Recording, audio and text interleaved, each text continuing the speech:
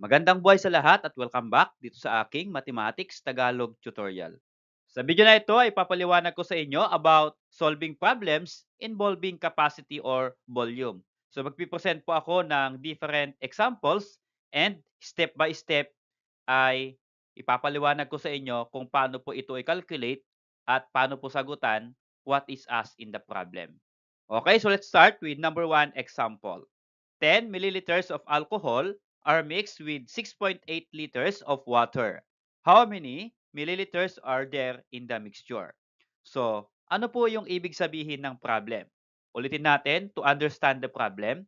10 milliliters of alcohol are mixed with 6.8 liters of water.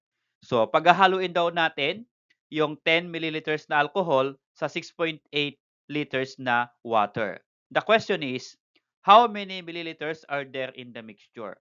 So, ang tinatanong ng problem ay, ilang milliliters ang meron sa mixture? Ano po? So, pag sinabi nating mixture, yung naghalo ng alcohol at water. So, ia-add lang natin yung 10 milliliters sa 6.8 liters of water. The question is, hindi natin pwedeng i-add kaagad yung 10 milliliters na alcohol sa 6.8 liters na water. Bakit po? Kasi magkaiba sila ng unit. Yung alcohol ay milliliters at yung water ay liters. So, para makuha natin, para may add natin at makuha natin how many milliliters, itong 6.8 liters ay gawin nating milliliters. Iko-convert natin. Okay, gawin po natin. Ito yung given natin. 6.8 liters is equal to how many milliliters? So, we're going to convert by moving the decimal. So, ito po yung ating table sa units ng capacity or mass. So, KL, kiloliters, L, liters, ML, milliliters. So, i-convert natin from liters to milliliters. Ito po, liters to milliliters. So, i-move lang natin yung decimal, count natin kung ano yung steps, kung ilang steps from liters to milliliters. There is only one. Okay. So, one step going to the right or one move going to the right. Since yung pagitan po ng units ng capacity or mass na kiloliter, liter at milliliters ay yan po ay by 1,000. So paano po? 1 kiloliter is equal to 1,000 liters. And 1,000 liters is equal to 1 liters is equal to 1,000 milliliters. So by 1,000, yung difference ng bawat unit. Kaya yung 1 move going to the right na yan ay i-multiply po natin ng by 3. So 1 times 3 is equal to 3. So therefore, i-move natin yung decimal ng 6.8 liters 3 times going to the right para maging siya ay ml. Okay? So gawin po natin. Ito yung ating 6.8. I-move natin yung decimal ng 6.8 na yan going to the right 3 times. So gawin po natin. So yan po yung 6.8. So 1, 2, 3. And yung bawat pagitan po ay lagyan po natin ng 0. Okay? So isa, dalawa. So therefore, yung ating pong 6.8 liters ay 6,800 milliliters. So ilagay po natin dito 6,800 milliliters. Okay, so yan na po. Naging milliliters na yung 6.8 liters. Pwede na po nating i-add sa 10 milliliters na alcohol para makuha natin yung total mixture. Okay, so let's add. We are going to add 6,800 milliliters na water at i-add natin yung 10 milliliters na alcohol. Okay? So, the sum is equal to 6,810 milliliters. So, therefore, pag pinag-add na natin yung alcohol at yung water ay 6,810. So, yan na po yung mixture na hinahanap ng problem. Okay, for number 2 problem. A jug contains 2.25 liters of juice. If a glass has a capacity of 250 milliliters, how many empty glasses can the jug fill? Okay, so ano pong ibig sabihin ng problem? So, balikan po natin. Yung jug daw, ang capacity niya ay 2.25 liters.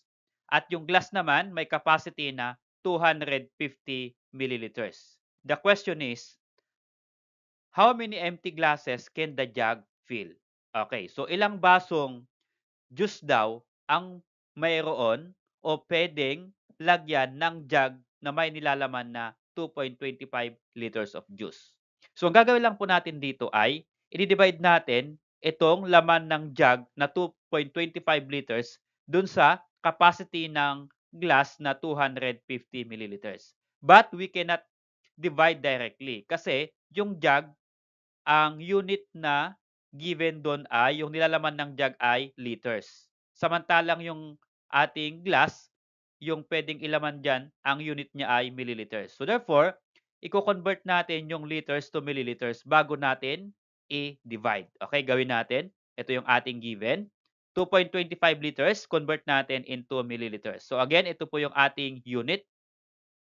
KL, L, ML. So, move natin from L to ML. Ito yung L to ML. So, one movement going to the right. Okay? So, 1 times 3 again. Kasi ang difference ng bawat unit ay by 1,000. There are 3 zeros.